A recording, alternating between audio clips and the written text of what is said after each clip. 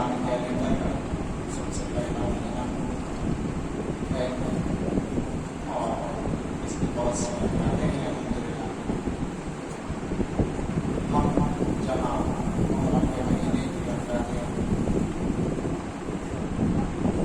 سے فائدہ اٹھاتے ہیں اور اس کے ساتھ ساتھ یہ مہینہ وہ مہینہ بھی ہے جس میں ہمارے نبی صلی اللہ علیہ وسلم نے نواسی حضرت حسین رضی اللہ تعالیٰ عنہ شہادت حاصل.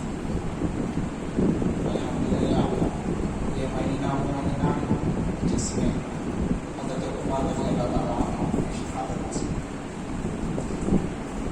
میں سب سے پہلے اس موضوع پر تھوڑی سی گفتگو کرنا چاہوں گا کہ اسلام نے ایسے دور دیکھے ہیں، ایسے دور جس میں جو ہے کہ ہم مسلمانوں کو جس دور میں فاقے سے گزرنا پڑا، جس دور میں مسلمانوں کو بڑی اذیتیں، بڑی مصیبتیں گزارنے، بڑی مصیبتوں کا سامنا کرنا پڑا، ایسے دور اسلام میں گزرے ہیں. مسلمانوں کو جہاں پر 313 کی کم تعداد تھی اور آج ہم دیکھتے ہیں کہ ہم کتنی تعداد میں ہیں اور کتنے بڑے پیمانے پر مسلمان پھیلے ہوئے ہیں، لیکن آج ہم وہ ہمت ہم میں وہ باتیں نہیں ہیں جس سے جو ہے ہم یہ کہہ سکیں کہ یہ غلط ہے اور یہ صحیح ہے. حق اور باطل میں ہم فرق نہیں کرتے اور جو صحیح بات ہے وہ ہم کہتے نہیں ہیں.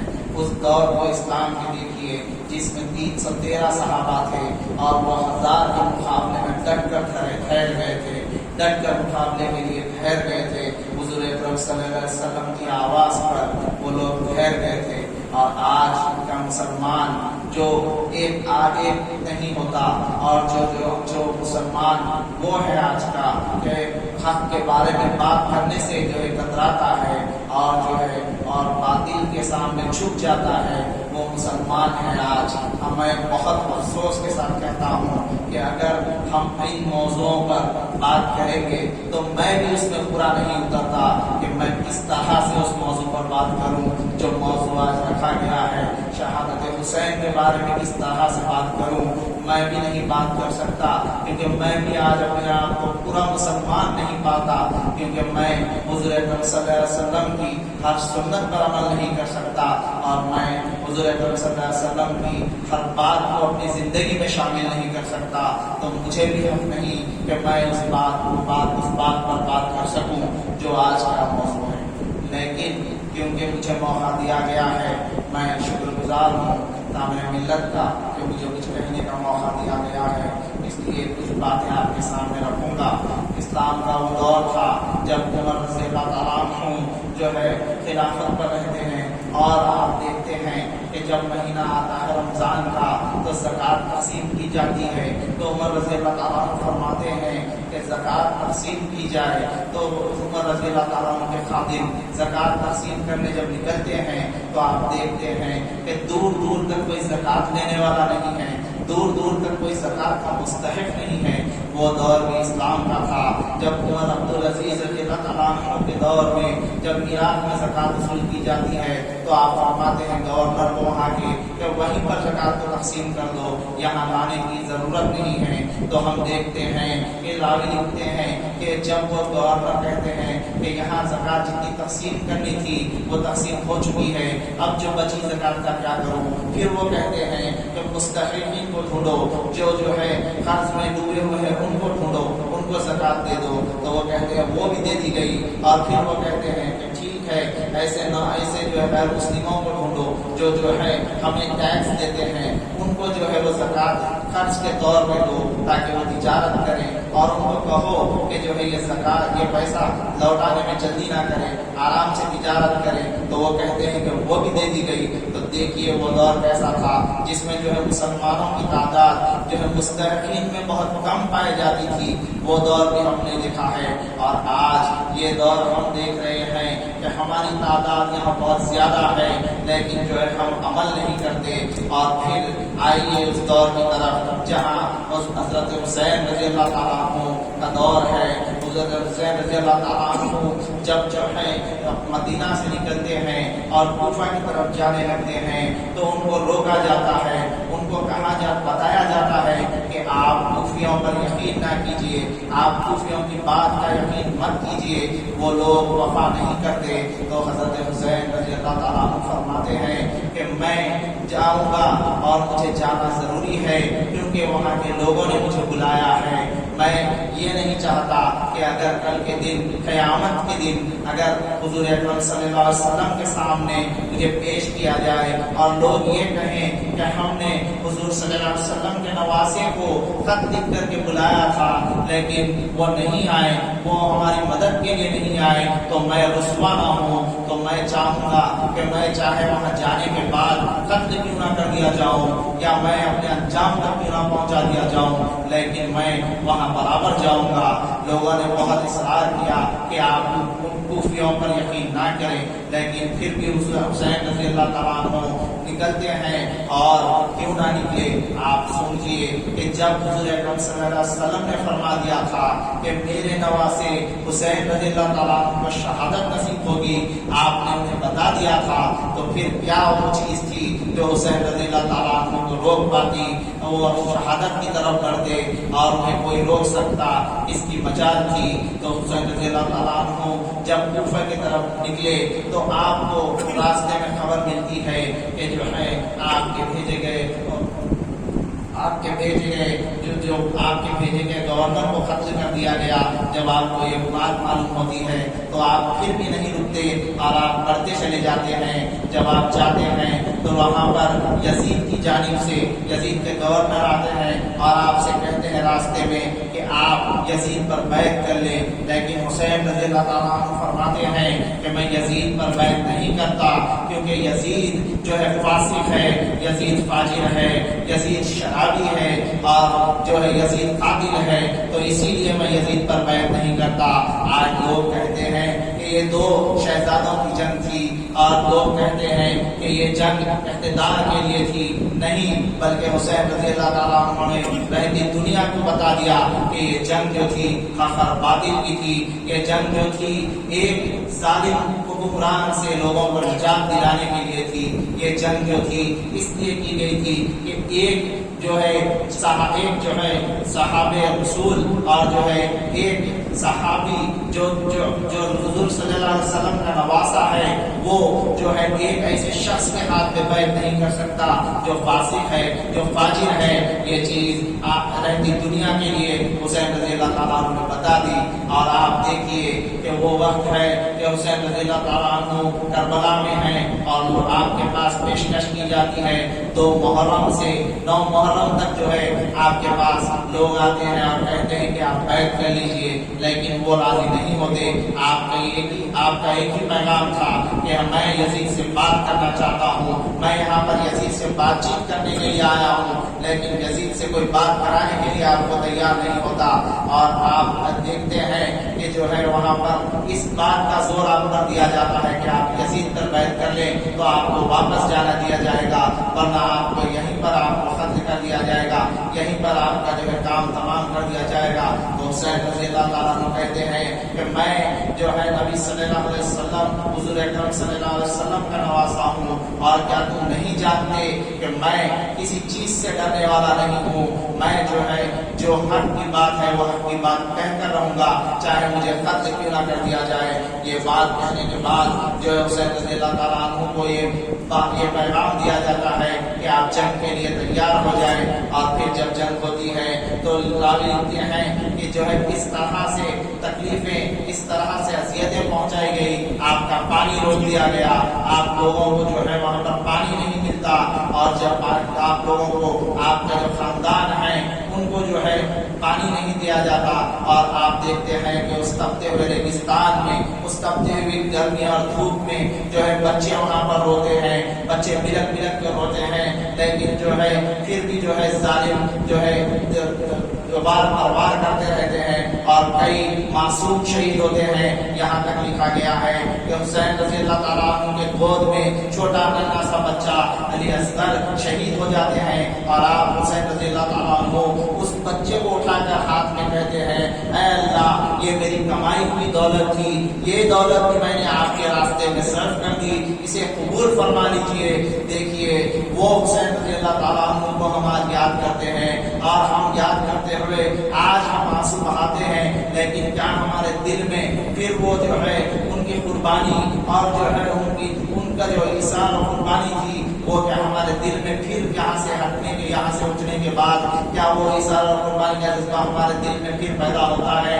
نہیں، ہم یہی سنتے ہیں اور یہیں سے چھوڑ دیتے ہیں۔ ہمیں چاہیے کہ ہم ان واقعوں کو اس لیے سنیں، اس لیے ہم ان کو سنتے رہیں تاکہ ہمارا ایمان تازہ ہوتے رہے اور ہمارے دل میں یہ جو تکالیفیں ہمیں ہمارے صحابیوں کو ملی اور یہ جو شہادتیں ہمارے صحابیوں نے پیش کی، اس کا جو ہے ہم جائزہ لیتے ہوئے آگے بڑھ کر ہمیں چاہیے کہ ہم بھی اس راہ میں جو ہے آگے بڑھ کر جو ہے ہماری قوم اور ہماری امت کو سدھارنے کی، ہماری قوم کو سدھارنے کی کوشش کرے، اور ساتھ ہی ساتھ ہمیں یہ چاہیے کہ ہم بھی جو ہے اپنے آپ کو قربانی کے لیے پیش کرے، ہم بھی جو ہے ایسے کاموں میں آگے بڑھے جس سے جو ہے مسلمانوں کو آج جس کی سخت ضرورت ہے، چاہے وہ ہمارے لیے یہاں ہو یا یہاں سے ہٹ کر ہو، آپ لوگ سب آگے بڑھنے کی ضرورت ہے۔ آج دیکھیے نوجوانوں کی تعداد اتنی کم ہے کہ کوئی چیز میں نوجوان آگے آنا نہیں چاہتے، صرف جو ہے موبائل اور جو ہے ٹی وی کے بن کر نوجوان رہ گئے ہیں۔ میں چاہتا ہوں کہ نوجوان آگے آئے، آگے آ کر ایسے چیزوں کو سنیں، کتابوں کو پڑھے اور ہماری تاریخ کو پڑھے اور ساتھ ہی ساتھ اسلامی تاریخ کو پڑھے اور اسلام میں کتنے شہید گزرے ہیں اور کن کن موقعوں پر شہادتیں ہوئی، کس وجہ سے ہوئی، یہ واقعہ ان کو معلوم ہو اور اس کے ساتھ ساتھ ان کے دل میں ایک تڑپ پیدا ہو کہ جو ہے ہم بھی مسلمان ہیں۔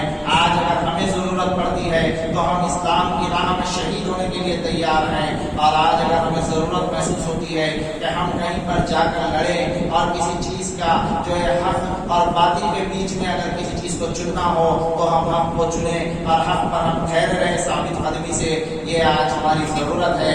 آپ دیکھیے کہ وہ جب حسین رضی اللہ تعالیٰ عنہ کو شہید کر دیا جاتا ہے اور پھر شہید اس وقت آپ کو کیا جاتا ہے جب آپ سجدے میں ہوتے ہیں، جب آپ نماز پڑھتے ہیں تو پہلے سجدے کے بعد آپ کو شہید کر دیا جاتا ہے۔ تو آپ دیکھیے کہ وہ منظر کو دیکھیے، جب آپ کو شہید کر دیا جاتا ہے تو پہلے سجدے کے بعد، تو آپ یہ بات حضور صلی اللہ علیہ وسلم کی یاد رکھیے کہ جس طرح سے جو انسان جہاں پر مرے گا اور جو انسان جہاں پر شہید کر دیا جائے گا اسی طرح سے روز قیامت اٹھایا جائے گا۔ تو آپ دیکھیں گے کہ حضور اکرم صلی اللہ علیہ وسلم کے کہی ہوئی بات پر حسین رضی اللہ تعالیٰ عنہ کو اسی طرح دوسرے سجدے میں آپ وہاں قیامت کے دن اٹھیں گے انشاءاللہ، اور یہ وہ مقام ہے جس کو حسین رضی اللہ تعالیٰ عنہ شہادت کو پہنچتے ہیں۔ اس کے بعد آپ کا سر قلم کیا جاتا ہے، اور جب آپ کا سر قلم کر کے نیزے پر رکھا جاتا ہے تو لوگ کہتے، جو لکھنے والے کہتے ہیں کہ اس طرح سے جو ہے آپ کا سر تھا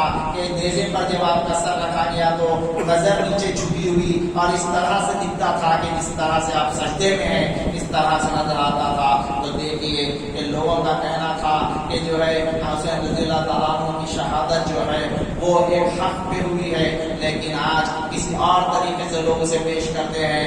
بہت بڑے بڑے محفلوں میں ہم دیکھتے ہیں کہ جو ہے لوگ اس طرح سے مار کے بہت بڑی آوازوں سے جو ہے اسے سناتے ہیں اور اس کا ماتم مناتے ہیں۔ اسلام میں یاد رکھیں کہ شہادت کا کوئی ماتم منانا نہیں ہے، شہادت پہ ہمیں جو ہے افسوس کرنا نہیں بلکہ خوشی ہمیں ہونی چاہیے کہ ایک مسلمان اور ایک جو ہے ہمارے صحابی شہید ہوئے اور شہادت کے درجے تک پہنچے۔ اس طرح سے اسلام جو ہے آگے بڑھا، اس طرح سے جو ہے حق اور باطل کو ہمیں پہچاننے کا موقع ملا۔ یہ ہمیں آج ہمارے اس دور میں ضروری ہے کہ ہم اس بات پر جو ہے قائم رہیں کہ اگر کوئی بات ہمیں حق کی کہنا ہے تو ہم کسی سے نہ ڈریں، چاہے وہ ہمیں مار بھی دے۔ آج کا دور ایسا ہے کہ جس دور میں مسلمانوں کو دبایا جا رہا ہے، مسلمانوں کو جس دور میں بہت زیادہ جو ہے تکلیفیں دی جا رہی ہے، ہم یہاں ہیں تو ہمیں محسوس نہیں ہوتا، ہم حیدرآباد میں محفوظ ہیں ہمیں محسوس نہیں ہوتا، لیکن یو پی، بہار، ادھر اور دوسرے نارتھ کے علاقوں میں، آسام میں، ایسے علاقوں میں دیکھیں گے کہ مسلمانوں کو کس طرح کی اذیتیں پہنچتی ہیں۔ آپ دیکھیں گے بعض علاقوں میں کہ جو ہے 8-9 بجے کے بعد مسلمان گھروں سے نکلنے ڈرتے ہیں کیونکہ وہاں پر پکڑ لیا جاتا ہے مسلمانوں کو اور طرح طرح کی اذیتیں دی جاتی ہیں اور کئی الزامات مسلمانوں پر لگ جاتے ہیں اور مسلمانوں کو کوئی بچانے والا نہیں ہوتا. آج یہاں کئی جماعتیں ہیں جو ہمارے لیے کام کرتی ہیں، لیکن ایسے مسلمان بھی ہیں جو ہمارے یہاں سے دور ہیں اور کئی جیلوں میں قید ہیں اور ان کے لیے کوئی آواز بلند نہیں ہوتی، ان کے لیے کوئی جو ہے کام نہیں کرتا. الحمدللہ حیدرآباد کا مسلمان محفوظ ہے اور جو ہے حیدرآباد کا مسلمان آج سکون میں ہے. لیکن یہ بات یاد رکھیے کہ اگر کہیں پہ مسلمان کو تھوڑا سا بھی درد ہوتا ہے تو ہمیں تکلیف ہونا چاہیے. آج یہ حالت ہماری ہے کہ ہم لوگ ان مسلمانوں کی تکلیف کو نہیں سنتے بلکہ آج مست اپنی زندگی گزار رہے ہیں اور اس کا جواب بھی ہمیں دینا ہے. تو آپ لوگ بھی اپنے مسلمان بھائیوں کو، اپنے مسلمان بہنوں کو، اپنے بیٹوں کو اور ہم سب کی آج ضرورت ہے کہ ہم زیادہ سے زیادہ اسلام سے ہمارے بچوں کو واقف کرائیں اور اسلام کی تاریخ انہیں پڑھائیں. اور اسلام کی تاریخ یہ نہیں ہے کہ 10 محرم 9 محرم کو شربت پی لیں، 9 محرم کو جو ہے کھجوری وغیرہ بنا لیں. یہ اسلام کی تاریخ نہیں ہے، بلکہ ان کو بتائے کہ یہ محرم کا مہینہ کس لیے بڑا ہے، یہ محرم کا مہینے کی کیا فضیلت ہے، اس میں کس طرح سے ہمارے صحابی شہید ہوئے، جنگ کس لیے ہوئی. یہ ہمارے مسلمان بچوں کو اور مسلمانوں کو جو ہے اپنے اپنے گھروں میں بتانے کی ضرورت ہے. یہاں تک کہ میں کہوں گا کہ اپنے محلوں میں ایک ایسی جو ہے اپنے کوئی ایسی میٹنگ یا کوئی ایسی جو ہے جلسہ چھوٹا رکھے جس میں جو ہے بچے بچیوں کو نوجوان بلائیں اور بلا کر انہیں سمجھائیں کہ کس طرح سے جو ہے یہ محرم کے مہینے میں حسین رضی اللہ تعالیٰ عنہ کی شہادت ہوئی اور کس وجہ سے ہوئی اور جنگ کس وجہ سے ہوئی تھی. انہیں یہ پوری چیزیں بتانے کی ضرورت ہے. تعمیر ملت کا ایک یہ کام ہے کہ الحمدللہ ہم کوشش کرتے ہیں کہ ہر مہینے جو اسلامی تاریخ ہے اس تاریخ کو بتائیں اور اسلامی تاریخ کے جو شہید ہیں اور جو اسلام کی جنگیں ہیں اس سے بھی لوگوں کو واقف کرائیں. الحمدللہ اس میں ہمیں تھوڑی کامیابی اللہ کے فضل سے ملی ہے. میں امید کرتا ہوں کہ آپ لوگ بھی اپنے اپنے علاقوں میں اس چیز کو پھیلائیں گے تو انشاءاللہ یہاں جو باتیں آپ لوگ سنیں گے تو اس سے آگے بڑھنے اور آگے لوگوں کو جو فائدہ پہنچائیں گے. تو یہ کام بھی ایک جو ہے بہت بڑا کام ہوگا. ابھی آپ کو ہمارے صدر محترم اور ہمارے خصوصی کو بھی سننا ہے. میں ان چند باتوں کے ساتھ آپ سے اجازت چاہتا ہوں. خدا حافظ.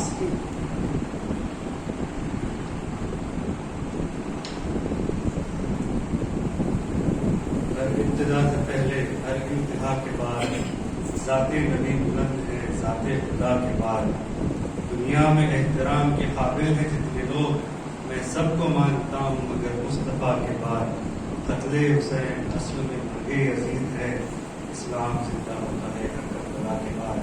سامعین کرام، ابھی آپ جناب صاحب الرحیم قریشی آیت المجید کو پاکستان میں سن رہے تھے. میں گزارش کروں گا ممتاز نام جناب شاہنواز حافظ صاحب سے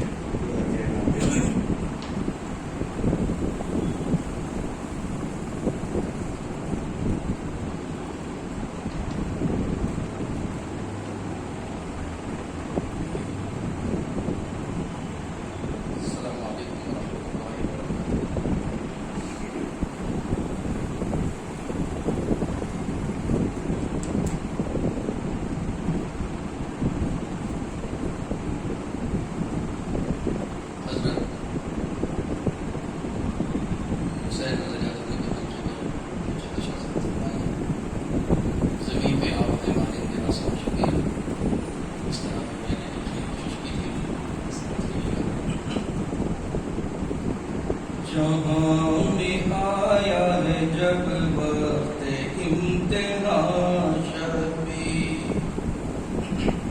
جہاں میں آیا ہے جب وقت امتحان شبی، جہاں میں آیا ہے جب وقت امتحان شبی، خدا کی راہ میں دی تم نے اپنی جان شبیر، خدا کی راہ میں دی تم نے اپنی جان شبیر.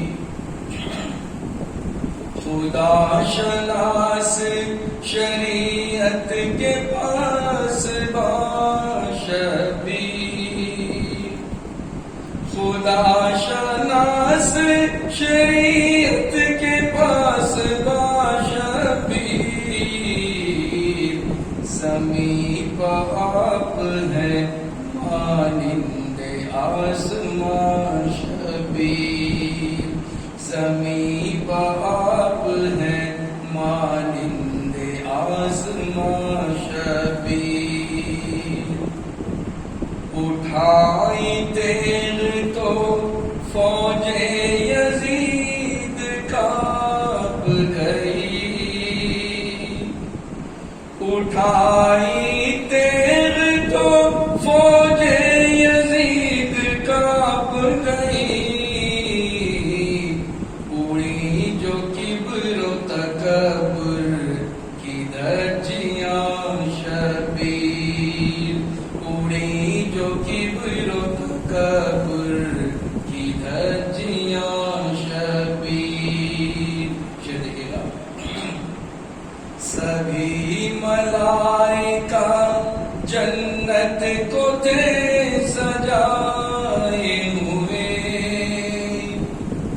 سبھی ملائکہ جنت کو تھے سجائے ہوئے، کہ جانے والے تھے کربل سے جو وہاں شبیر، کہ جانے والے تھے کربل سے جو وہاں شبیر، خدا شناس شریعت کے پاس باشبیر، سمیپ آپ ہے مانند آسمان شبیر۔ ممتاز کیا ہے؟ خدا کے واسطے اس پر بھی ہو نگاہ کرم، خدا کے واسطے اس پر بھی ہو نگاہ کرم، یہ ہاشمی بھی تمہارا ہے مدح خواں شبیر، یہ ہاشمی بھی تمہارا ہے مدح خواں شبیر، جہاں میں آیا ہے جب وقت امتحان شبیر، خدا کی راہ میں دی تم نے اپنی جان شبیر۔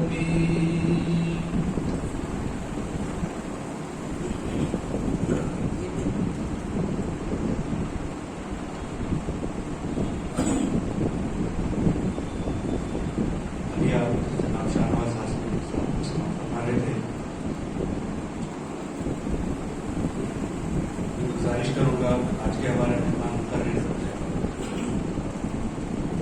کہ میراج الدین ابرار صاحب سے کہ ہم مخاطب کریں، اور حضرت اطمینان سے بیٹھے ان شاء اللہ جیسے کہ پیش کریں۔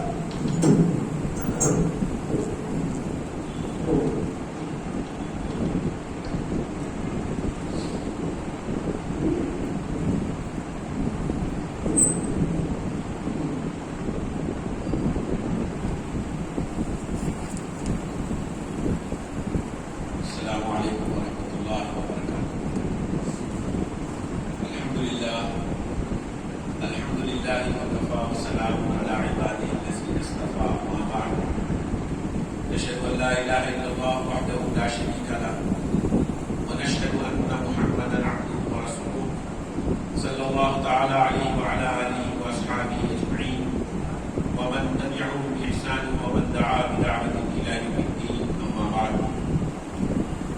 قال الله سبحانه وتعالى في القرآن المجيد والفرقان الحميد أعوذ بالله من الشيطان الرجيم ولا تقولوا لمن يقتل في سبيل الله بل أحياء ولكن لا تشعرون ولنبلونكم بشيء من الخوف والجوع ونقص من الأموال والأنفس والثمرات وبشر الصابرين الذين إذا أصابتهم مصيبة قالوا إنا لله وإنا إليه راجعون أولئك عليهم صلوات من ربهم ورحمة وأولئك هم المهتدون صدق الله العظيم سبحانك لا علم لنا إلا ما علمتنا إنك أنت العليم الحكيم رب اشرح لي صدري ويسر لي أمري واحلل عقدة من لساني يفقهوا قولي اللهم أرنا الحق حقا وارزقنا اتباعه وأرنا الباطل باطلا وارزقنا اجتنابه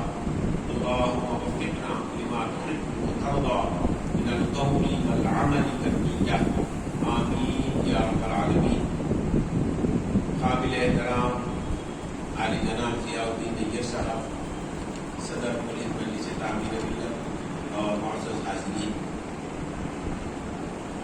آج کے اس سمپوزیم کا عنوان ہے اسلام زندہ ہوتا ہے ہر کربلا کے بعد۔ اب یہ آپ اس کو میری اپنی کم علمی پر محمول کریے کہ مجھے آج تک نہیں سمجھ میں آیا کہ کربلا کے بعد اسلام کا زندہ ہوا۔ وہاں سے جو فتنے شروع ہوئے، انحطاط شروع ہوا، دین بیزاری شروع ہوئی، دین کی دوری شروع ہوئی، آج تک وہی حال۔ اب شاعروں کا اپنا کلام ہے، شعراء بیان کرتے ہیں، ہو سکتا ہے صدر صاحب اس سلسلے میں کچھ اپنی روشنی ڈالیں تو الگ بات ہے، لیکن میرے علم میں تو ایسی کئی بات نظر نہیں آئی کہ اسلام کہیں پھر سے زندہ ہوا۔ بہرحال یہ موضوع کیونکہ بالجملہ اس محرم الحرام کی مناسبت سے ہے تو وہی گفتگو آپ کے سامنے ہوگی۔ نوجوان اور بچے بھی یہاں پر ہیں، وہ میرے زیادہ مخاطب ہیں، ان کے ذہن میں یہ بات آئے اور یہ معلومات آئیں، اور جو بزرگ ہیں وہ بھی ہیں۔ میری درخواست یہ ہے کہ جو باتیں ہوں اس کو آپ بات غور سے سنیں اور خصوصاً اپنے گھر کے بچوں بچیوں اور عورتوں میں اس کو پہنچائیں، یہ ہماری ذمہ داری ہے۔ آج جو بے دینی کی وجہ ہے مردوں کے مقابلے میں عورتوں میں بہت زیادہ ہے۔ مردوں کو پھر بھی جمعے کے خطبے ہیں، عام جلسے ہیں، پروگرام ہیں، اس میں شرکت کا موقع ملتا ہے، کچھ دین کی باتیں معلوم ہوتی ہیں، کچھ دین کی فہم اور سمجھ پیدا ہوتی ہے، لیکن عورتوں کے لیے یہ موقع نہیں ہے۔ تو ہماری ذمہ داری یہ ہے کہ ہم جو باتیں سنیں کسی بھی موقع سے وہ اپنے گھر تک پہنچا دیں۔ کبھی یہ ہمارے ذہن میں نہیں آنا چاہیے کہ چھوٹے بچوں کو کیا معلوم، عورتیں کیا سکتی تھیں، بچے کیا سکتی تھیں، یہ ذہن سے نکال دیں۔ اللہ کے قائد رسول صلی اللہ علیہ وسلم کا یہ ارشاد ہے کہ رہیے بلغوا عنی ولو آیۃ، ایک بات بھی تم کو معلوم ہے تو میری طرف سے پہنچا دو، دوسروں تک پہنچا دو۔ اور یہ بھی فرمایا کہ بعض مرتبہ ہوتا یہ ہے کہ بولنے والے سے سننے والا زیادہ سمجھتا ہے، اس کو بات زیادہ سمجھ میں آتی ہے، زیادہ اس کے لیے قابل عمل ہے۔ تو کون کس طرح کا عمل کرے گا، کس کی غلط فہمی کیسے دور ہوگی، کون کیا اس کو فالو کرے گا اور کیا اس سے فائدہ اٹھائے گا، ہم کو اندازہ نہیں۔ اس لیے اللہ کے رسول کی طرف سے آپ کا حکم سمجھ کے ہم کو جو معلوم ہے پہنچا دو۔ اب اس پر عمل کرنا یا اس کے ذریعے ہدایت حاصل کرنا یہ اللہ کے ہاتھ میں ہے، جس کو چاہے ہدایت ہے۔ بڑی کمزوری اس کی وجہ سے ہمارے تراغیب جیسے آج ہم دیکھ رہے ہیں ابتداء کا فتنہ ہے، مسلمان بچیاں ہیں مسلموں سے شادی کر رہے ہیں۔ اس کی وجہ کیا ہے کہ ہم نے اپنے گھر کے ماحول کو ملتا نہیں بنا۔ بیسک وجہ وہی ہے، دین کی بنیادی سمجھ، بنیادی ایمان والی سمجھ کہ ایک کافر سے شادی کرنے کے بعد مرتد ہو جائے گی، اسلام سے نکل جائے گی، نہ ادھر بھی رہے گی نہ ادھر بھی رہے گی۔ اگر ماں باپ کا وہ ذہن ہے تو اولاد کا بھی وہ ذہن بنے گا۔ وہ ایک لڑکی ذمہ دار نہیں ہے، اس کا پورا گھرانہ بھی اس کا ذمہ دار ہے کہ ان کے پاس دین کی کوئی بات برابر بھی اہمیت نہیں ہے، اسلام اور ایمان کی کوئی اہمیت نہیں ہے، صرف ان کی اپنے نفس کی اہمیت، اپنی خواہشات کی اہمیت ہے کہ میری خواہش ہے میں کسی ایک لڑکے کو میں پسند کرتی ہوں، اپنی خواہش کے بھیٹ کو چڑھا رہی ہے اسلام کو بھی، اپنے خاندان کی عزت کو بھی، اپنے نفس کی عزت کو بھی، پورے مسلم ماحول معاشرے کو۔ کسی کی عزت کی، کسی کے وقار کی، کسی کے اقدار کی اس کو کوئی ویلیو نہیں سوائے اپنے نفس کا۔ یعنی یہ نفس کے پجاری بنے ہوئے، انہوں نے اپنے نفس کو اپنا معبود بنا لیا ہے۔ جیسے قرآن میں اللہ نے فرمایا افرأیت من اتخذ الہہ ہواہ، کہ آپ نے نہیں دیکھا جس نے اپنی خواہشات کو اپنا معبود بنا، اپنی خواہشات کی بھیٹ چڑھا رہی ہے نوجوان نسل اپنے خاندان کی عزت کو اور اسلام کے اوقات کو۔ ہم سب کے لیے یہ ڈوب مرنے کی بات ہے، اس کے ذمہ دار اس اعتبار سے ہم بھی ہیں کہ ہم نے ان تک بات نہیں پہنچائی۔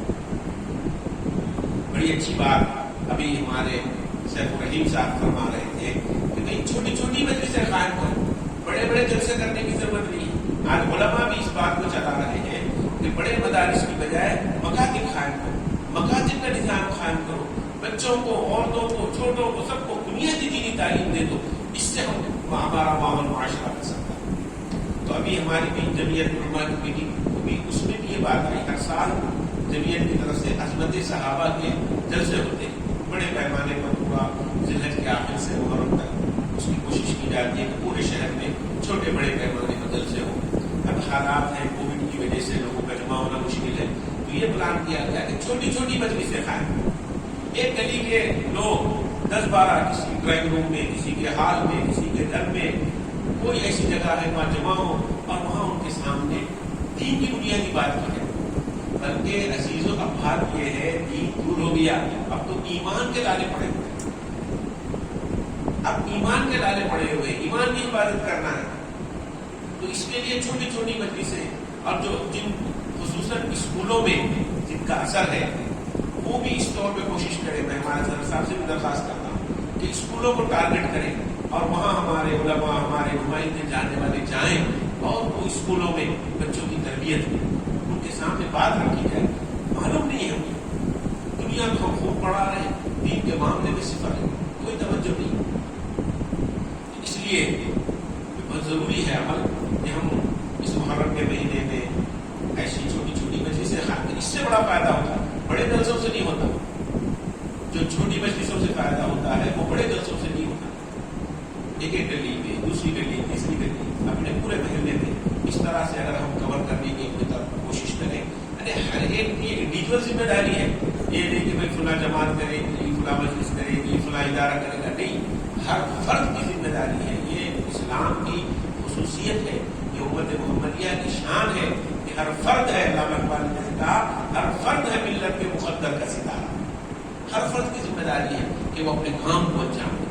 تو ہم اپنے لیول پر، اپنے محلے والے، کوئی اپارٹمنٹ والے پورے نیچے شہر میں جمع ہو اور اس طرح کے پروگرام، علماء کو بلائیے، جاننے والوں کو بلائیے، اسکالرس کو بلائیے، جو صحیح دین کی بات پیش کر سکتا ہے، بلا کے لوگوں کے کچھ تو ان کے ذہن میں آئے کہ ہم کیا ہے، ہمارا دین کیا ہے، ہمارا اسلام کیا ہے، شریعت کیا ہے، اور یہ محرم کا مہینہ ہے تو اس میں کیا فسانے ہیں۔ یہ جو محرم کا مسئلہ ہے عزیزوں، اس میں بہت زیادہ فسانے ہیں، حقیقت بہت کم۔ تاریخی حقائق سے جو بات ثابت ہوتی ہے، جو تاریخ لکھنے والے صحیح مورخین ہیں ان سے وہ اتنے واقعہ ثابت ہوتا ہے کہ حضرت امام حسین رضی اللہ تعالیٰ عنہ 9 محرم کو پہنچے ہیں کربلا اور 10 کی صبح شہادت، اور دریا کے کنارے نجلا، اور ان کی پیاس کو اتنا پروپیگنڈا کیا گیا کہ بس بیان کے باہر، اور نعرہ لگایا گیا پانی پیو تو یاد کرو پیاس معلوم نہیں۔ ارے بھائی پانی پیے تو کبھی پیاس یاد آتی ہے، پیاسے رہے تو پیاسے کو پیاس معلوم ہوتی، بھوکے کو بھوک معلوم ہوتی۔ بھوکے سے پوچھو بھوک کیا ہوتی، پیٹ بھرے سے پوچھے تو اس کو کیا معلوم، بھوکے سے پوچھو۔ جب بھوکے سے پوچھتے ہیں، مشہور معاملہ ہے، بھوکے سے پوچھا گیا بھائی 2 اور 2 کتنے ہوتے ہیں، اس نے کہا 4 روٹی، تو یہ بھوکا ہوتا ہے۔ یہ نہیں کہتے کہ بھوکے رہو تو یاد کرو بھوکی ماں، پیاسے رہو تو یاد کرو پیاس ماں۔ نہیں، خوب کھا پی کے شربتہ اڑا رہے، خالی پانی بھی نہیں۔ امام حسین پیاسے تھے اور یہ بدماش نئے نئے قسم کی شربتہ اڑا رہے اور پانی پیے تو یاد کرو پیاس ماں۔ اور اگر پانی بند بھی کر دیا جائے تو دریا کے کنارے رہتی آدمی ہٹا لے، پانی مل جاتا ہے۔ اصل میں اسلام کی ایک انتہائی مظلومانہ شہادت ہے، وہ سیدنا عثمان غنی رضی اللہ تعالیٰ عنہ۔ اس شہادت کو، وہ مظلومانہ شہادت کو چھپانے کے لیے یہ جن کو ہم شیعہ کہتے ہیں، یہ بیسکلی یہودی ہے، یہ بات یاد رکھیے، بیسکلی یہودی ہے۔ اس زمانے میں جو یہودی وہاں پر تھے وہ لوگ کلمہ پڑھ کے مسلمان ہو گئے تھے، یعنی منافق تھے، زبان سے کلمہ پڑھ گئے. جب اسلام کی شان و شوکت ہو گئی، اسلام کا بولبادہ ہو گیا، خود مدینے سے اللہ کے رسول نے ان کو نکال دیا تھا.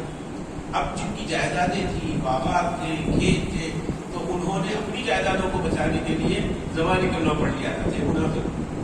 لیکن اب اسلام کا مسئلہ یہی ہے کہ وہ زبانی کلمہ کو قبول کرتا ہے.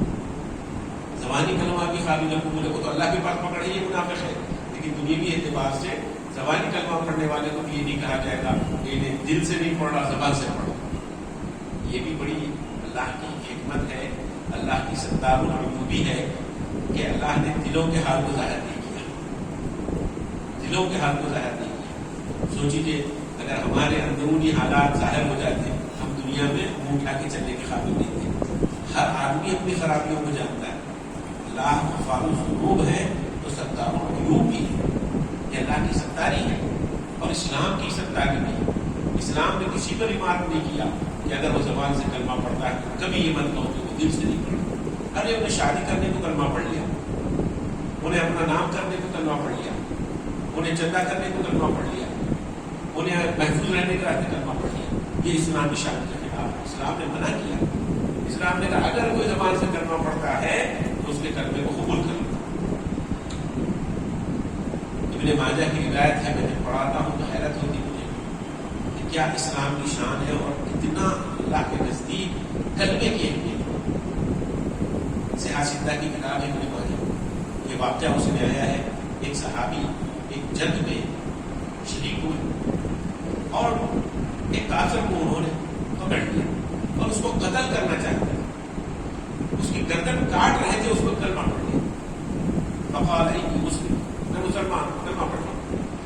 تو اب جنگ کی جو کیفیت ہوتی ہے وہ ایسی نارمل کیفیت نہیں ہوتی. آدمی ٹھنڈا نہیں رہتا، اس وقت غصے میں رہتا، جذبات کی شدت میں رہتا، تبھی تو گردن اڑا سکتا، ورنہ نارمل رہا تو کسی گردن نہیں کاٹ سکتا. تو اب وہ جذبات میں اس کو مار کے، اگر اس کو نہیں مارتے تو انہوں مرتے، تو اس پر قابو پا لیا. پہلوان کو دیکھے جیسے سامنے والے کو قابو پا لیتا، کیسا غصے میں ہوتا، چھوڑتا نہیں اس کو. تو جب انہوں نے اس کی گردن کاٹنے کا ارادہ کیا اور اس نے کلمہ پڑھ لیا، شدت کی وجہ سے انہوں نے اس کے کلمے کو قبول نہیں کیا اور اس کی گردن کاٹ دی. اب جب وہ کیفیت ختم ہو گئی، جذبات ختم ہو گئے، تو ان کو خیال ہوا کہ یہ کیا کر دیا، ایسا کرنا تھا نہیں کرنا تھا.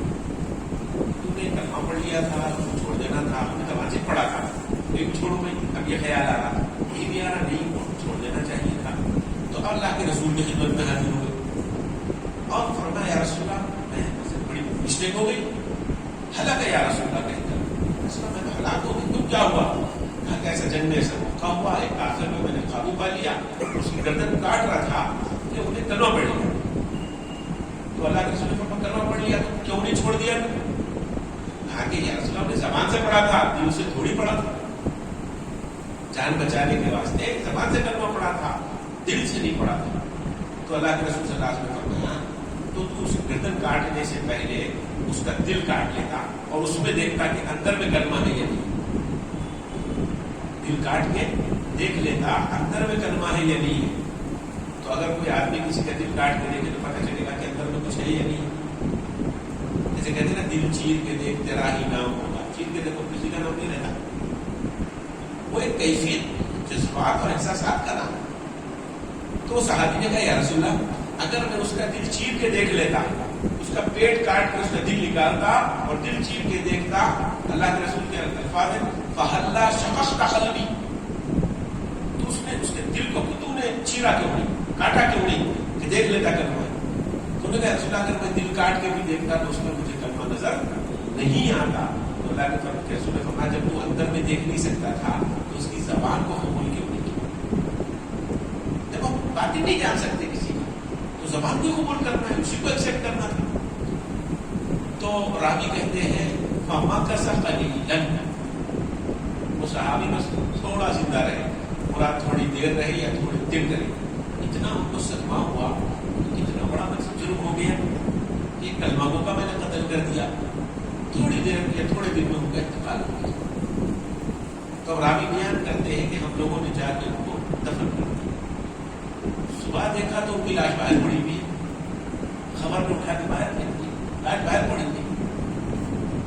تو ہم نے یہ سمجھا کہ دشمنوں نے ان کی لاش کے ساتھ بے حرمتی کی ہوگی، تو پھر دوبارہ اسے بھی دفن کیا اور غلاموں کو نگرانی پہ لگا دیا کہ دیکھو خبر کی نگرانی کرو، کوئی بے حرمتی کرنے لگا۔ لیکن دوسرے دن پھر صبح لاش اوپر۔ ہم نے یہ سمجھا کہ یہ غلام نوکرا بدماشی کو کیا کرے، سو گئے ہوں گے، وہ دشمن آ کے اپنا کام کر گئے۔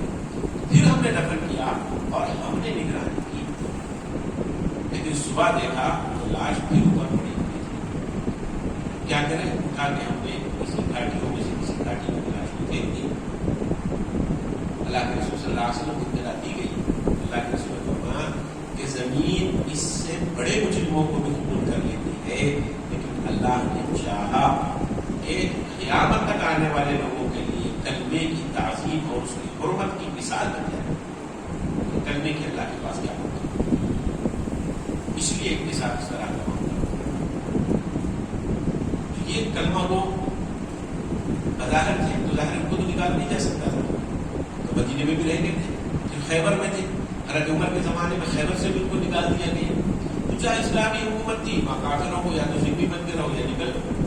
تو اب جو منافق یہودی تھے وہ کلمہ پڑھ کے منافق بن گئے، منافق تھے وہ کلمہ پڑھ کے مسلمان بن گئے تھے۔ تو اب ان کو موقع ملتا جب بھی کوئی شرارت کرنے کا برابر کرتے تھے۔ ایران بھی فتح ہو گیا، تو اب ایران بھی دشمن اور یہاں بھی دشمن، اندرونی، ظاہری طور پہ کوئی مسئلہ نہیں۔ تو اب دونوں کی سازشیں ہوئی۔ اب ان سازشوں کے نتیجے میں ایران سے ایک آدمی آیا، اس کا نام تھا ابو لولو فیروز مجوسی۔ ابو لولو فیروز مجوسی وہ آیا مدینے، اور مدینے میں اس کو ان منافقوں نے پناہ دی اور ساری چیزیں بتائیں۔ میں واقعی کی تفصیل میں نہیں جا رہا ہوں، اشارہ کرنا چاہتا ہوں۔ اور اس نے سیدنا عمر رضی اللہ تعالیٰ عنہ پر فجر کی نماز پڑھاتے ہوئے محراب رسول میں، ممبر رسول کے پاس حملہ کیا، وار کیا۔ اتنا زہریلا وہ خنجر تھا کہ حضرت عمر اس سے زخمی ہوئے اور 3 دن کے بعد آپ نے جام شہادت نوش کیا۔ ایک محرم الحرام سیدنا عمر رضی اللہ تعالیٰ عنہ کی شہادت، کیونکہ ایک اہم ترین موڑ ہے اسلام میں جو حضرت عمر کی شہادت کرے۔ حضرت حذیفہ بن یمان کی روایت ہے، فرماتے ہیں کہ ہم لوگ ایک مجلس میں بیٹھے ہوئے تھے، حضرت عمر بھی بیٹھے ہوئے تھے۔ انہوں نے پوچھا کہ تم میں سے کون ہے جو فتنوں کے بارے میں زیادہ جانتا ہے، جس نے اللہ کے رسول سے زیادہ پوچھا ہے فتنوں کے بارے میں؟ تو حضرت عمر نے کہا میں نے۔ فرمایا انک لجلی، آپ نے کچھ ذریعہ بہادر آدمی بھائی فتنوں کے بارے میں معلومات اللہ کے رسول سے حاصل کی۔ اور خود اللہ کے رسول نے حضرت حذیفہ کو بہت سی راز کی باتیں بھی بتائی، یہاں تک کہ منافقوں کی لسٹ بھی بتائی کہ یہ وہ ہمارے پاس ہے، یہ کالی میڑے یہ ہے، تو ان کو رازدار نبی کہا جاتا ہے۔ تو نے کہا کہ بتائیے کیا کیا کیا فتنے ہیں؟ تو حضرت حذیفہ نے فرمایا کہ مسلمان کے لیے فتنے ہیں، اس کی بیوی میں فتنہ ہے، اس کی اولاد میں فتنہ ہے، اس کے مال میں فتنہ ہے، اس کے پڑوسی میں فتنہ ہے، نمازوں سے روک دیتے ہیں، روزوں سے روک دیتے ہیں، امر بالمعروف سے روک دیتے ہیں، نہی عن المنکر سے روک دیتے ہیں۔ تو نے فرمایا لیس علی، میری مراد یہ نہیں ہے، میری مراد فتنوں سے وہ ہے التی یموج کموج البحر، جو سمندر کی موجوں کی طرح ہے، ان فتنوں کے بارے میں میں پوچھنا چاہتا ہوں۔ تو انہوں نے کہا وما لک یا امیر المؤمنین، انہوں نے آپ کو اس سے کیا مطلب، آپ کا کوئی تعلق نہیں ہے اس سے، جو آئیں گے فتنے موجوں کی طرح، اس سے آپ کا کیا لینا دینا ہے؟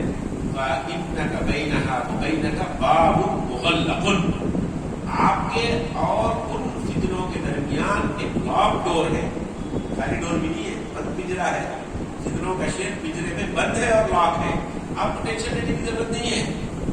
آپ کسی گھر میں جاتے ہیں، کتا بھونک رہا، آدمی پریشان کرے بھائی بھونک رہا، اب گھر والا کہتا ہے فکر کرنے کی بات نہیں ہے، زنجیر سے باندھا ہوا پنجرے میں قید ہے، تو آدمی کو اطمینان ہوتا ہے کہ ہاں۔ اب یہ الگ بات ہے کہ بعض لوگ اس کے باوجود بھی اتنے ڈرپوک ہوتے ہیں۔ ایک صاحب ایک گھر میں گئے، کتا بھونکنے لگا، تو یہ کتے کو آپ ذرا سمجھاؤ، اس کو ہٹاؤ، میں اندر کیسے آؤں؟ بولے ارے آپ کو نہیں معلوم، بھونکنے والے کاٹ دے گئی۔ تو نے کہا بھائی مجھے تو معلوم ہے، پتا نہیں کتے کو معلوم ہے یا نہیں۔ اس کو تو معلوم ہونا چاہیے نا کہ بھوکنے والا کاٹتا نہیں، پتا نہیں کب بھوکنا ختم کر کے کاٹنے شروع کر دیں۔ تو حضرت عمر رضی اللہ تعالیٰ عنہ فطروں کے درمیان ایک باب مغلق ہے، باب ڈور ہے۔ حضرت عمر نے پوچھا ایفتح الباب، کیا وہ باب دروازہ کھولا جائے گا یا توڑا جائے گا؟ باب کھولا جائے گا یا توڑا جائے گا؟ اگر یکسر توڑا جائے گا، انہوں نے فرمایا کہ توڑا گیا تو پھر بند نہیں، لاکھ کھولے تو بند کر سکیں گے نا، لاکھ توڑ دیے تو پھر بند نہیں ہوتا۔ فرمایا جب لاکھ توڑا جائے گا تو پھر وہ فتنے ایسے نکلیں گے کہ پھر اس میں روک نہیں لگ سکے گی، کبھی نہیں رکے گی۔ تب بعد میں پھر وہ گفتگو کر رہے تھے، باتیاں ختم ہو گئی تو لوگوں نے کہا کہ حضرت عمر کو معلوم تھا کہ بھئی یہ اس سے مراد کون ہے؟ حضرت عمر نے کہا کہ ہم کو ایسے ہی معلوم ہے جیسے آپ لوگوں کو یہ معلوم ہے کہ افراد کی باتیں ہونے والے ہیں، ایسی ان کو بھی کنفرم معلوم ہے۔ لوگوں نے کہا کون ہے؟ تو انہوں نے کہا کہ حضرت عمر خود ہے۔ فتنوں کے درمیان جو روک اور جو لاک ڈور ہے وہ سیدنا عمر رضی اللہ تعالیٰ ہے، اور وہ توڑے جائیں گے مطلب ان کی شہادت۔ حضرت عمر رضی اللہ تعالیٰ کی شہادت یہ آغاز ہے فتنوں کو، یہاں سے فتنے شروع ہوئے اور جس کے نتیجے میں پھر آگے چل کے سیدنا عثمان غنی رضی اللہ تعالیٰ کی شہادت ہوئی، اسلام کی سب سے مظلومانہ شہادت۔ وہ حضرت عثمان غنی رضی اللہ تعالیٰ جنہوں نے مسلمانوں کو کنواں خرید کر وقف کر دیا تھا۔ مدینے میں ایک میٹھے پانی کا چشمہ تھا، وہ یہودی کا تھا، مسلمان پانی لاتے تو ان کو ستاتا تھا، ان کے فکرے کستا تھا، کبھی تنگ کرتا تھا، کبھی لینے دیتا، کبھی یہ لینے دیتا، بڑی مشکل تھی۔ پانی یہاں کے ویسا نہیں ہمارے پاس آ رہا نہا رہے میں میٹھے پانی سے، تو پینے کو میٹھا پانی مشکل سے میسر ہوتا تھا۔ آج کے زمانے میں، ترقی یافتہ زمانے میں بھی یہ حال تھا اب تک گزشتہ چند دنوں تک کہ 1 ریال میں 1 لیٹر پانی ملتا تھا، 2 لیٹر پیٹرول ملتا تھا۔ 2 لیٹر پیٹرول کی قیمت میں 1 لیٹر پانی۔ آج 1400 برس 1450 برس کے بعد بھی اتنی ترقی، اتنی ٹیکنالوجی اور اتنی سہولتوں کے باوجود یہ حال ہے، تو اس زمانے میں پانی کا کیا حال ہوگا؟ کتنا قیمتی ہوتا تھا ہوگا، اور کیسی اس کی کمی تھی ہوگی۔ تو اس وقت اللہ کے رسول صلی اللہ علیہ وسلم نے ارشاد فرمایا کون ہے جو میرے مونہ خرید لے اور جنت کی قیمت ادا کرے؟ جنت کی قیمت حضرت عثمان نے اپنے جیب ہاتھ سے وہ خرید کے مسلمانوں کے لیے وقف کر دیا، اور وہی حضرت عثمان کو 40 دن تک پانی بند کر دیا۔ جنہوں نے مدینے کو پانی ملایا اس عثمان پر 40 دن پانی بند کیے گئے، اور ان کی پیاس کو چھپانے کے لیے سیدنا امام حسین کی پیاس کا ٹھنڈورا کیا۔ حضرت عثمان معمولی شخصیت نہیں ہے، ذو النورین ان کو کہا جاتا ہے، 2 نور والے۔ 2 نور کے علماء نے 2 مطلب لکھے ہیں۔ ایک مطلب تو یہ ہے کہ آپ نے 2 ہجرتیں کی، ایک پہلی ہجرت حبشہ کی طرف اور دوسری ہجرت مدینہ منورہ کی طرف، اور دوسرے معنی لکھے ہیں کہ اللہ کے رسول صلی اللہ علیہ وسلم کی 2 بیٹیاں آپ نے نکاح، سیدنا علی رضی اللہ تعالیٰ عنہ کے نکاح میں 1 بیٹی سیدنا فاطمہ الزہرا، اور سیدنا عثمان غنی رضی اللہ تعالیٰ عنہ کے نکاح میں 2 بیٹیاں۔ ظاہر ہے حضرت عثمان کا جو مقام اور مرتبہ ہے اس کو چھپانے کے لیے یہ سارے مسائل رہے ہیں، اور آخر کار اس وقت حفاظت کرنے والے کوئی اور نہیں تھے، سیدنا علی رضی اللہ تعالیٰ کوئی شخصیت تھی حضرت عثمان کے بعد اس زمانے میں سب سے بڑی۔ حضرت علی فرما رہے ہیں کہ آپ اجازت دیجیے، یہ جو بلوائی ہیں آپ کو گھیرے ہوئے محاصرہ کیے ہوئے یہ چند لوگ ہیں، آپ اجازت دیجیے ہم ان کا دکا بوٹی کر دیں گے۔ لیکن حضرت عثمان فرماتے نہیں، میں اپنی جان کی حفاظت کے لیے کسی مسلمان کا خون بہانا پسند نہیں کرتا۔ کل قیامت میں یہ کلمہ میرے خلاف آ جائے گا کہ وہ اپنی جان کے واسطے ہمارے پڑھنے والے کا قتل کروا دیں، میں کیا جواب دوں؟ حضرت علی فرما رہے کہ کلمہ کو نہیں ہے، یہ منافق ہے کلمہ، یہ زبان سے کلمہ پڑھنے والے، یہ دین کے دشمن ہیں، اسلام کے دشمن ہیں۔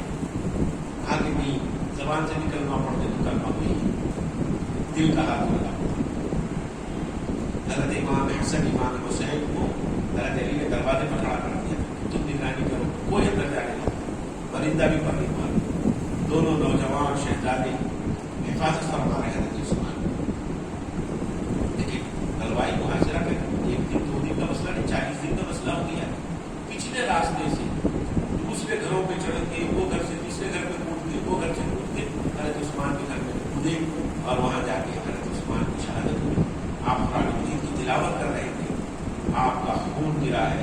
قرآن مجید کی وہ آیت اللہ کے واسطے کا حضرت عثمان کی شہادت ہوئی پھر تو اور انتہائی شدت اختیار کر گئی، جس کی وجہ سے حضرت علی رضی اللہ تعالیٰ کا دور خلافت انتہائی پراشوب رہا، ہر طرف یہاں تک کہ دو عظیم جنگیں اس وقت ہوئی، جنگ جمل اور جنگ صفین۔ آپ حیرت کریں گے کہ کون ہے دو طرف، ایک طرف حضرت علی ہے، ایک طرف حضرت عائشہ، ایک طرف حضرت علی ہے، ایک طرف حضرت معاویہ، کوئی کسی سے کم نہیں۔ اتنا مسلمانوں میں آپس میں غلط فہمیاں پیدا کی گئی کہ یہ مسلمان ایک دوسرے کی تلوار سے 70,000 شہید ہوئے، 70,000 مسلمان ایک دوسرے کی تلوار سے شہید، ایسے زبردست گردش۔ تو اب یہ جو فتنہ پرور تھے، اب وہ اپنی ایک الگ شناخت ان کی، ہر جگہ آگے بڑھ رہی اور ہنگامہ کر رہی اور فلاں کر رہی، اور جب مسئلہ آیا حضرت ابی معاویہ کی طرف سے کہ بھئی قاتلان عثمان کا بدلہ لیا جائے، تو پورے ہم ہیں پورے کھڑے ہو جاتے تو ہم سے بدلہ لیا جائے، ایسی صورتحال ہو گئی۔ تو لوگوں نے کہا کہ تم ہے کون؟ تو اب خود بھی ایک نام لگانا ہوگا، تو وہاں سے انہوں نے اپنا نام لگایا کہ ہم شیعان علی، شیعہ کہتے ہیں گروپ اور جماعت، شیعان علی، وہاں سے نکلے یہ منافق، بیسکی یہودی تھی، اور انہوں نے سارا جو ہے فتنہ پھیلایا۔ تو یہودیوں کی فطرت اور ان کے مزاج میں یہ ہے پروپیگنڈا، اتنا پروپیگنڈا کرو جھوٹ کا کہ سچ بھی شرما جائے اور لوگ اس کو سچ سمجھنے لگے۔ جیسے آج ہو رہا کرونا کے نام سے کتنا زبردست پروپیگنڈا ہے، اچھے خاصے یہودیاں بھی اس کا شکار ہے، متاثر ہے اسے۔ ویکسین جس کی کوئی اہمیت نہیں ہے، میڈیکلی کوئی اس کا ثبوت نہیں ہے کہ اس سے فائدہ ہوگا نہیں ہوگا، کوئی نہیں بول سکتا، لیکن لازم کر دی ہے اور لے سے کیا کرنے مجبوری، جھوٹ کو اتنا عام کر دیا گیا ساری دنیا میں، ہر ایک اس سے جو ہے افیکٹڈ ہے، کیونکہ ان کا مزاج ہمیشہ سے رہا ہے۔ تو اپنے آپ کو شیعوں کا نام دے کے انہوں نے پروپیگنڈے شروع کیے، اور وہ پروپیگنڈے وہ زمانے کا جو سوشل میڈیا تھا، اس زمانے میں نہیں تھے، تو سوشل میڈیا تھا وہ مجلسیں تھیں، تو مجلس کرنا اور یہ چھوٹے پروپیگنڈے یا قصے یہ واقعات بیان کرنا، تو ان کا دین اور مذہب آپ دیکھیں گے شیعوں کا وہ ہے مجلس کرنا، ذرا کچھ دن مجلس پورا سال کے بعد مجلسیں چلتی رہتی ہیں۔ یہ مجلس دراصل میں کوئی ثواب کی چیز نہیں ہے، کوئی اصلاح کی چیز نہیں ہے، یہ صرف اور صرف پروپیگنڈا ہے، وہ بھی جھوٹا پروپیگنڈا۔ تو 1400 برس سے ایسا جھوٹا پروپیگنڈا کیا گیا ہے کہ ہمارے لوگ بھی اس کو حقیقت سمجھنے لگتے ہیں اور واقعات کو بڑی جائیں گے۔ جیسے محرم شروع ہوا، مجلس شروع ہو گئی، اب ہمارے لوگ بھی بڑا سمجھتے رہے، واقعی یہ لوگ اہل بیت سے اور حضرات حسنین سے محبت کرنے والے۔ یاد رکھیے ان کو 1% بھی کسی سے کوئی محبت نہیں، محبت کرنے والے تو ہم ہیں، ہم کو محبت ہے، اللہ کے رسول سے بھی محبت ہے، اللہ کے رسول کے خاندان سے بھی محبت ہے، اللہ کے رسول کے دامادوں سے بھی محبت ہے، اللہ کے رسول کے نواسوں سے بھی محبت ہے۔ امام حسن ان کے لیے ہمارے امام ہیں، امام حسین ان کے لیے ہمارے امام ہیں، ہمارے حقیقی امام ہیں، وہ لوگ نام لیتے ہیں۔ اہل بیت کی محبت کا ڈھونگ رچاتے ہیں، حالانکہ اہل بیت کو مانتے ہی کب بات۔ اہل بیت کس کو کہتے ہیں؟ اہل کو سب سمجھتے ہوگے، اتنی اردو تو ہر آدمی کو آتی ہے۔ آپ اپنے گھر میں آپ کا رخا آتا ہے، آپ کا نام اس کے ساتھ آتا ہے، وہاں کو اہلیہ، اہل اور اہلیہ اس کو بولنے سے گھر والی۔ تو اہلیہ اصل اہل ہوگی نا، اہل شروع ہو گئے اہلیہ سے۔ تو اللہ کے رسول کی جتنی ازواج مطہرات ہیں جو کہ ہماری مائیں ہیں، وہ مائیں پہلے آئی گی اہل بیت۔ آپ کو رخا ہے آپ کے گھر کی، آپ کے گھر والوں کی دعوت، ایک دعوت سے سمجھنے کے لیے آپ کے گھر والوں کی دعوت ہے، تو آپ کس کو کاؤنٹ کرتے اس میں؟ کہ آپ کی بیوی کی، اور اگر چھوٹے بچے ہیں وہ اس میں شامل ہیں۔ بعض مرتبہ جوائنٹ فیملی ہے تو جو آپ کے بیٹے ہیں وہ شمار ہو جاتے ہیں، آپ کے گھر کی دعوت ہے تو گھر میں اگر جوائنٹ فیملی ہے تو بیٹے، لیکن جو بیٹی کی شادی ہو گئی انہیں کاؤنٹ ہوتی، یہ ہوتی، وہ رخا دینے والے کو ظاہر نہیں بھائی وہ داماد کا نام الگ رکھا، یہ ہوتا ہے۔ تو بیٹی داماد آپ کے اہل میں شمار نہیں ہوتے،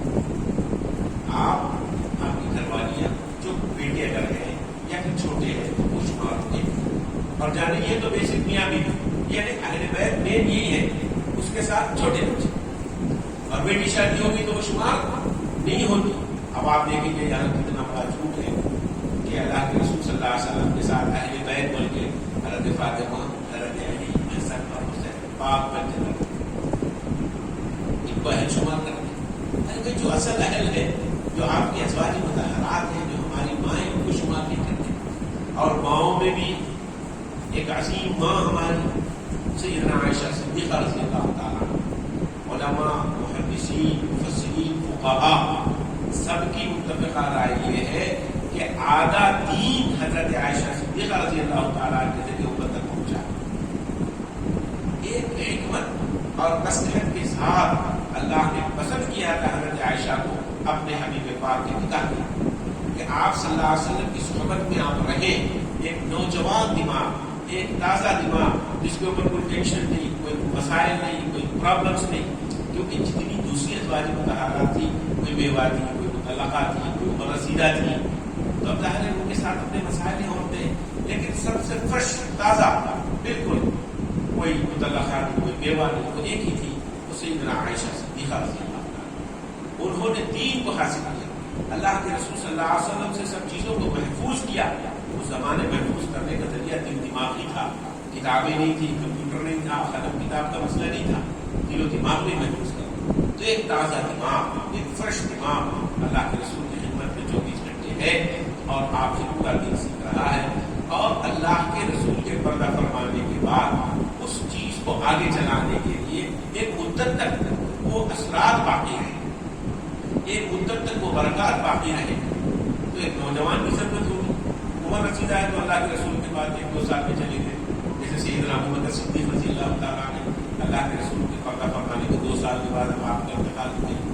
سیدنا عمر فاروق ہے 12 سال کے بعد آپ نے انتقال کیا۔ سیدنا عثمان غنی ہے 22 سال کے بعد آپ نے انتقال کیا۔ سیدنا علی مرتضیٰ ہے 24 سال کے بعد آپ نے انتقال کیا شہادت۔ لیکن یہ دین جو آگے تک چلا 50 سال تک، اللہ کے رسول کے پردہ فرمانے کے 50 سال تک سیدنا عائشہ صدیقہ رضی اللہ تعالیٰ عنہ کے ذریعے امت میں تقسیم ہوتا ہے۔ بڑے بڑے صحابہ حضرت عائشہ سے مسئلہ پوچھتے، حضرت عائشہ سے فتویٰ لیتے، ان سے سیکھتے تھے اس میں اللہ کے رسول نے کیا کہا، ایسے میں کیا صورتحال اختیار کرنی چاہیے۔ 50 سال تک وہ برکت سیدنا عائشہ صدیقہ رضی اللہ تعالیٰ عنہ کے ذریعے اس امت میں رہی ہے۔ تو وہ عائشہ صدیقہ رضی اللہ تعالیٰ عنہ بے شمار درود و سلام اور رحمتیں ان پر نازل ہو، وہ ماں ہے پوری امت کی۔ قرآن نے کہا کہ وہ مائیں ہیں، رسول صلی اللہ علیہ وسلم کی بیویاں ازواج مطہرات یہ مائیں ہیں، امہات المؤمنین، امت کی ماں اور عظیم ماں، جس کے ذریعے آدھا دن پہنچا ہے یہ بدبخت جو اہل بیت سے محبت کا نعرہ لگاتے ہیں، وہ سیدنا عائشہ رضی اللہ تعالیٰ عنہ کو گالی دینے کو سبب سمجھتے ہیں، گالی دینے کو سبب سمجھتے ہیں۔ ہر نماز کے بعد جیسے ہم نماز کے بعد سبحان اللہ، الحمدللہ، اللہ اکبر تسبیحات فاتحہ پڑھتے ہیں، کوئی آیت کرسی پڑھتے ہیں، کوئی درود شریف پڑھتے ہیں، اس طرح کے کچھ بھی اذکار ہر ایک کے اپنے اپنے کرتے ہیں، تو وہ لوگ نماز کے بعد گالیاں بنتے ہیں۔ سیدنا عائشہ صدیقہ رضی اللہ تعالیٰ عنہ، سیدنا ابو بکر صدیق رضی اللہ تعالیٰ، سیدنا عمر فاروق رضی اللہ تعالیٰ، اور یہ ان کے لیے سبب۔ اور عجیب ہے ہمارے پاس کانسیپٹ ہے ایصال ثواب کا، ایصال ثواب، کوئی آدمی اچھا کام کرے، نیکی کا کام کرے اور دعا کرے اللہ اس کا ثواب خدا کو پہنچائے، خدا کا ثواب پہنچتا ہے۔ اس کے انتقال ہو گیا، فاتحہ سے لوگوں کو نیتا کا ثواب پہنچایا گیا، کھانا کھلا رہے لوگوں کو اس کا ثواب پہنچا رہے، غریبوں کی مدد کر رہے اس کا ثواب پہنچا رہے، خیر خیرات کر رہے اس کا ثواب، اللہ اس کا ثواب میرے والدین کو پہنچائیں گے، میرے فلاں کو، تو ہمارے پاس ہے ایصال ثواب۔ لیکن یہ بدبختوں کے پاس ایصال عذاب ہے، ایصال عذاب ہے، ایصال گناہ ہے۔ تو ان کی عورتیں آوارہ گردی کرتی ہیں، بے حیائی کرتی ہیں، اور اس کا ایصال گناہ ازواج مطہرات کرتی ہیں۔ ایسی بدترین اور ذلیل قوم یہ جو ہے ڈھونگ رچاتی ہے اپنے گناہوں کو چھپانے کے لیے کہ ہم اہل بیت سے محبت کرنے والے نعرہ لگا رہے۔ اصل میں کیا ہے، یہودی اور منافق ہیں، انہی کی نسل، اور ان کی حرکتیں اتنی بری ہے اور اتنی ذلیل الحرکت قوم ہے یہ کہ اللہ نے ان پر عذاب مسلط کر دیا ہے کہ قیامت تک تو اسی طرح کی حرکتیں کرتے رہو. قیامت تک خود اپنے آپ پہ رو، اپنے آپ پہ پیٹو، اپنے آپ کو مار دو، اپنا خود باہر کرو. بعض کام نیکی کے ایسے اللہ کو پسند آتے ہیں کہ وہ آنے والے لوگوں کے لیے اس کو اللہ چھوڑ دیتے ہیں کہ بھائی اب آگے یہ کام کرتے رہے، مجھے پسند آیا. جیسے گزشتہ آپ نے سنا ہوگا ذی الحج کا مہینہ گزرا ہے، سیدنا ابراہیم علیہ السلام کی قربانی اللہ کو پسند آئی تو فرمایا وَتَرَكْنَا عَلَيْهِ فِي الْآخِرِينَ.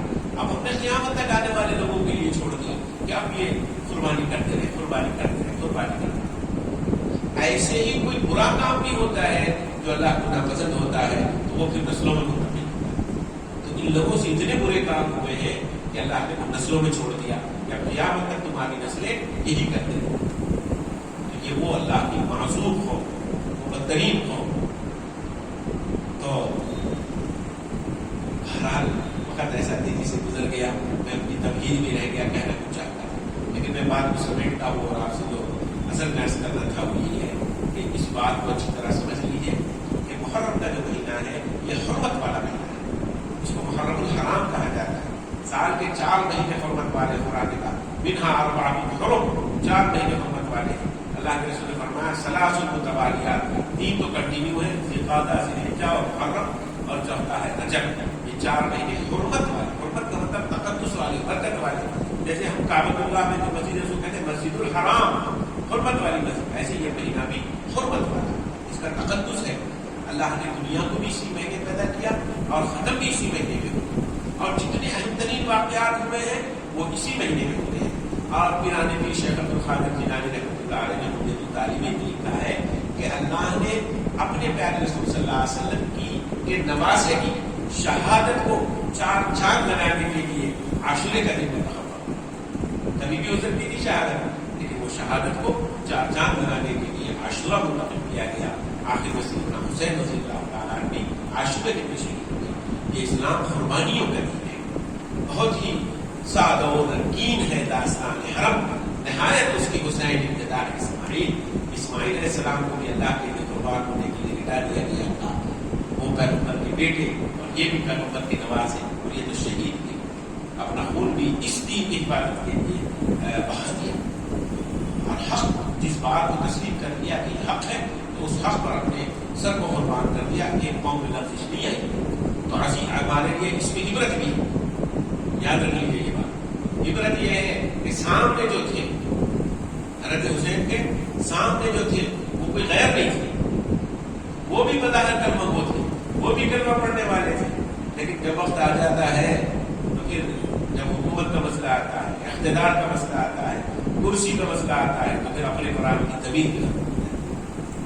کرسی بھی مسئلہ تھا، اقتدار بھی مسئلہ تھا، سامنے نواز رسول ہے اس کی بھی کوئی اہمیت نہیں. حالانکہ وہ جانتے تھے کہ کل انہی کے نانا کو صورت دکھانا ہے، انہی کے نانا کی شفاعت سے جنت میں جانا ہے، انہی کے نانا کے ہاتھ سے آب کوثر پینا ہے، اور یہ بھی ساتھ کھڑے رہے کہ ہمارا سوال ہوگا. لیکن اقتدار اور کرسی اتنی زبردست چیز ہے اور وہ نشہ اتنا خطرناک ہے کہ پھر سامنے ہم کو بھی اس سے ایسے حالات سے بچنا چاہیے کہ اقتدار کا جب مسئلہ ہے اپنے پڑھائی کی تمیز نہیں. تو اس مہینے میں یہ حرمت والا مہینہ ہے، تو ہمارے لیے کیا حکم ہے؟ حکم یہ ہے، 2 چیزوں کا حکم ہے. ایک تو ہے عاشورے کے دن روزہ رکھنے کا. اللہ کے رسول مکے میں روزہ رکھا کرتے تھے، جب مدینہ تشریف لائے تو دیکھا یہودی بھی روزہ رکھتے تھے. تو پوچھا گیا کہ تم لوگ کیوں روزہ رکھتے؟ تو کہا گیا کہ حضرت موسیٰ علیہ السلام کو اللہ نے فرعون سے نجات دی تھی، ہم اس کے شکر میں روزہ رکھتے ہیں. تو اللہ کے رسول نے فرمایا بھائی ہم اس کے زیادہ حقدار ہیں، وہ تو ہمارے بھائی تھے، میں بھی رسول وہ بھی رسول. تو اللہ کے رسول نے فرمایا خالف یہود، یہودیوں کی مخالفت کرو اس طرح سے کہ وہ لوگ 10 کو رکھتے ہیں، تم 9 10 یا 10 11 کرو. ایک دن کی بجائے 2 دن روزہ رکھو. تو 9 10 یا 10 11 یہ روزہ رکھنا بڑا فضیلت والا روزہ ہے اور اس کا بڑا جو ثواب ہے. پہلے یہ روزہ فرض تھا، جب رمضان کے روزے آئے تو پھر اس کی فضیلت منسوخ ہو گئی، لیکن فضیلت باہر آ گئی. یہ کام تو یہ ہے کہ روزے کی فضیلت رکھنا ہے.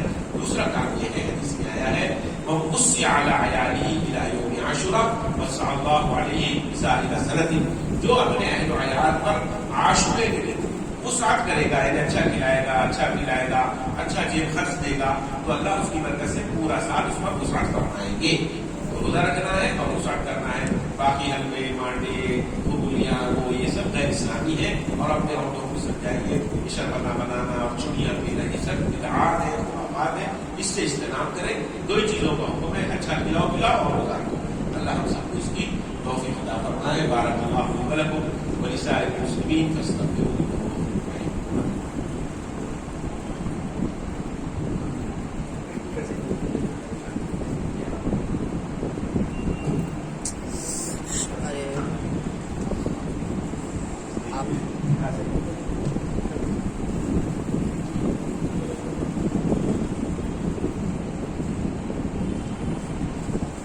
بسم اللہ الرحمن الرحیم. برادر عزیز اور سامعین اکرام، بڑی تفصیل سے مولانا نے اپنے خیالات آپ کے سامنے رکھے اور اپنا جائزہ لینے کی ہدایت دی کہ ہم جو کچھ سنتے ہیں اپنے مکانوں میں اپنے بچوں کو، اپنے اہلیہ کو، بیٹیوں کو آپ کروائیں، کیونکہ عموماً دیکھا گیا ہے کہ خرافات جو ہے زیادہ عورتوں میں شروع ہو جاتی ہے. اس طرف توجہ دلائی. البتہ موضوع جو تھا اس کے بارے میں مولانا نے کہا کہ پھر جو ہے اس کے بارے میں شیخ جہاں تک صحیح ہے. البتہ میں کیا کرتا ہوں چونکہ وقت کم ہے، ہمارے عثمان علی خان کی والدہ بھی شیعہ تھے، بادشاہ آصف زاہد. تو رضا خانہ زہرا میں بات لکھ کے چلے جاتے تھے کبھی ایسا ایسا. تو ایک سنی شاعر نے کہا کافر ہے وہ جو منکر ہے حیات شہداء کی، کافر ہے وہ جو منکر ہے حیات شہداء کے، ہم زندہ جاوید کا ماتم نہیں کرتے. کیونکہ فلاحیاء ولا کلا تشبہ کی آیت آپ نے پڑھی، اس میں زندہ ہے جو شہید ہوتے ہیں. جو یہ مختصراً اس موضوع میں آپ لوگ سنتے رہے ہیں، اور انشاءاللہ میں خواہش کروں گا نوجوانوں سے خاص طور سے کہ آپ ایسی کتابیں پڑھیں جو معلومات آفرین ہوں اور آپ کو صحیح دین کی رہنمائی ملے. اس کے لیے انشاءاللہ ڈے آفٹر ٹمارو منگل کے روز مغرب سے عشاء تک ایک نشست منعقد ہوگی. میں آپ صاحب سے شرکت کی گزارش کرتا ہوں اور اللہ سے دعا کرتا ہوں کہ اللہ ہم کو سیدھے راستے میں چلنے کی توفیق عطا فرما. اے اللہ تو ہی ہمارے گناہوں کو معاف فرمانے والا ہے. اللہم انک عفو کریم تحب العفو فاعف عنا یا کریم یا ستار یا عزیز یا غفار. ربنا هب لنا من لدنک ذریة طیبہ انک سمیع الدعاء. اللہم ارزقنا توبة نصوحا قبل الموت. اللہم ارزقنا الشہادة عند الموت. اللہم ارزقنا الجنة والنعیم بعد الموت. اللهم اعز الاسلام والمسلمين. اللهم انصر الاسلام والمسلمين. اللهم انصر من نصر دين محمد مصطفى صلى الله عليه وسلم. ربنا اللهم اجعلنا منهم. ربنا اللهم انصر من خذل دين محمد مصطفى صلى الله عليه وسلم. صلى الله تعالى على خير خلقه ونور عزيز سيدنا مولانا محمد وعلى اله وصحبه اجمعين. آمین برحمتک یا ارحم الراحمین. میں محترم صاحب سے خواہش کروں گا کوئی شکریہ ادا کریں.